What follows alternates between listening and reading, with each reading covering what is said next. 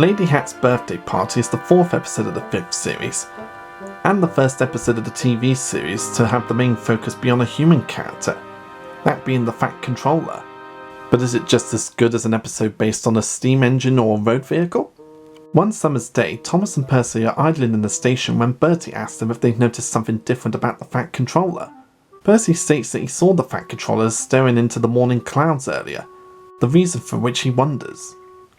It is Lady Hatt's birthday and the Fat Controller has a brand new outfit to wear especially for the party. Lady Hatt tells him not to be late and he promises her that he will be spick and span and right on time.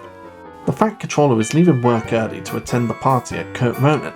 He tells the station master that he will be taking his car as the engines are busy. He thinks it is reliable, but it turns out that it is not. His mood soon changes when his car hits a pothole, giving it a flat tyre. He decides not to risk changing it because it will cause his suit to get dirty for the sake of his wife's party. The Fat Controller then sees Caroline approaching. He explains the situation and hitches a lift in her, but Caroline does not like going fast and her engine overheats, causing her to break down. George the Steamroller then arrives and insults Caroline, but his driver on the other hand is polite to the Fat Controller, who he offers a ride to Thomas just down the line. The Fat Controller agrees, promising Caroline that he will send for help. As George enjoys rolling along the road, the Fat Controller becomes covered in oil, thus ruining his suit. To make matters worse, George suddenly slips out of control due to a malfunction and falls roller first into a muddy ditch not too far where Thomas is taking on water. The Fat Controller also catapults off and sinks chest deep into the mud.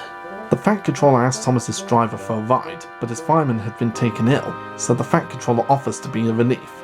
It is hard work as coal dust and smut fly all over the Fat Controller, but Thomas arrives at Kirk Ronan just in time.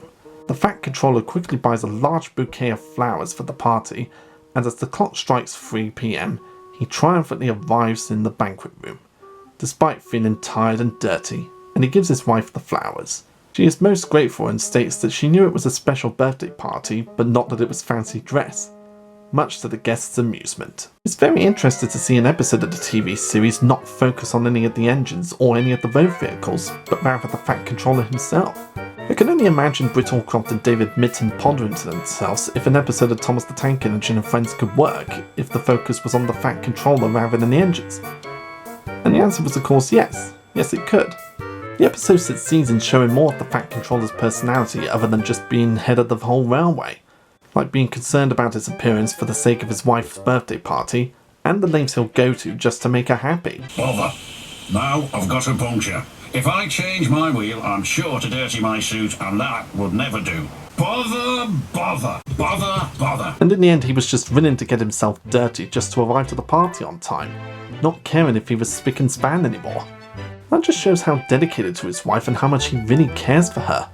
And speaking of his wife, Lady Hatt speaks for the first time in this episode. And Michelangelo gave her a classy accent, which really did suit her classy personality. It's perfect for my birthday party, said his wife. You'll look splendid, Topham dear. I just find myself chuckling with delight every time I hear his accent for Lady Hatt.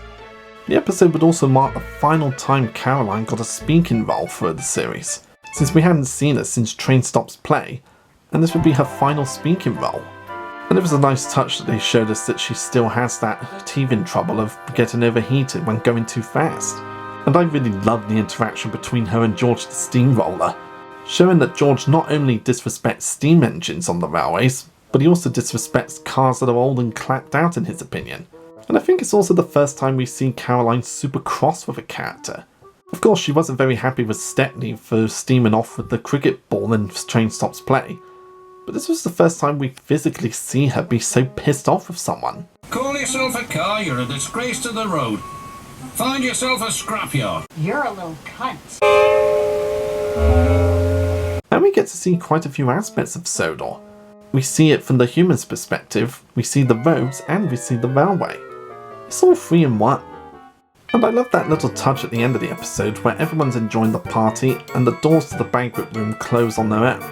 Very fitting way to wrap up this story. Shut that door! Lady Hatt's birthday party is definitely one of the best episodes for the classic series.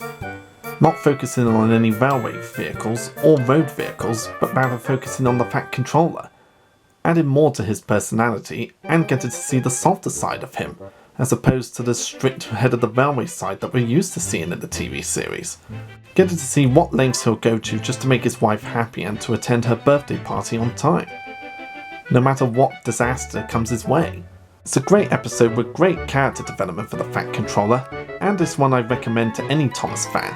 It experiments with steering away from the railway and the roads of Sodor for a while to focus on the human character, and it definitely succeeds.